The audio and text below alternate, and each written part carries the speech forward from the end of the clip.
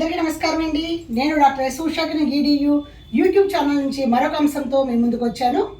ఈరోజు నేను చెప్పబోయే అంశం ఏంటంటే ఐడెంటిటీ. ఐడెంటిటీ అంటే గుర్తింపు. మరి ఆ ఐడెంటిటీ రావాలి అంటే మనకు ఒక మంచి వ్యక్తిత్వం ఉండాలి. అలాగే చాలా చక్కగా మనం ప్రతిదీ కూడా పర్ఫెక్ట్ రీతిలో చేయగలిగినటువంటి నైపుణ్యాన్ని సంపాదించాలి. అంటే గుర్తింపు కోసం అందరూ ముందుకు వెళ్తారు, ఎవరి విధానాల్లో వాళ్ళు. కానీ మనం గుర్తింపు పొందాలి అంటే రిఫరెన్స్తో రాకూడదు.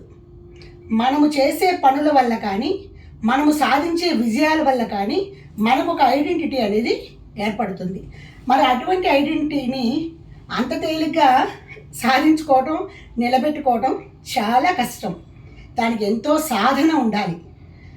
మనమైతే ఈ వయసు వాళ్ళందరం కూడా మనం ఆల్రెడీ చాలా మటుకు మనమంటే ఏమిటో సమాజంలో గుర్తింపు తెచ్చుకున్నాం.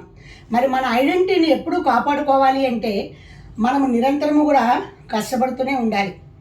ఒక్కసారి మనమంటూ ఏంటో ప్రూవ్ చేసుకుంటే దాంతోనే మన యొక్క కెరీర్ అంతా కూడా ముందుకి సాగుతుంది.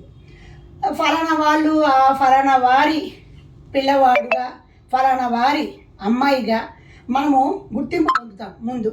కానీ మనమంటూ అటు విద్యలో కానీ, ఇటు మన యొక్క ఉద్యోగాల్లో కానీ, లేక సమాజంలో గుర్తింపు తెచ్చుకోవాలంటే మాత్రం ఒక్క రోజులో వచ్చేటువంటి విషయం అది కాదు.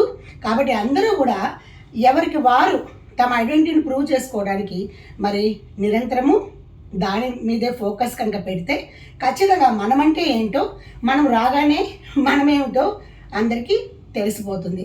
మరి ఇంత కష్టమైనటువంటి ఈ ఐడెంటిటీ విద్యార్థుల్లో రావాలి అంటే వారు నిరంతరం శ్రమించాలి.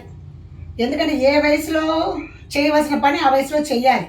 కాబట్టి వారి బాల్యంలో వాళ్ళు చదువుకోవాలి, నాలెడ్జ్ ఎక్వైర్ చేయాలి, వాళ్ళకంటే ఒక గోల్ ఏర్పాటు చేసుకోవాలి, పాత్ వేసుకోవాలి. వాళ్ళు ఏదైతే అనుకున్నారో దాన్ని సాధించేంత వరకు వాళ్ళు నిరంతరం కృషి చేయాలి. సాధించిన తరువాత వారు తమ ఐడెంటిటీని వాళ్ళు ప్రూవ్ చేసుకోవాలి. ఆ విధంగా మరి ఈ ఐడెంటిటీ యొక్క ప్రాముఖ్యత మీరు చెప్పాలనే ఉద్దేశంతోనే ఈ చిన్న అంశంతో మీ ముందుకు వచ్చాను. మరో అంశంతో మళ్ళీ కలుద్దాం. అంతవరకు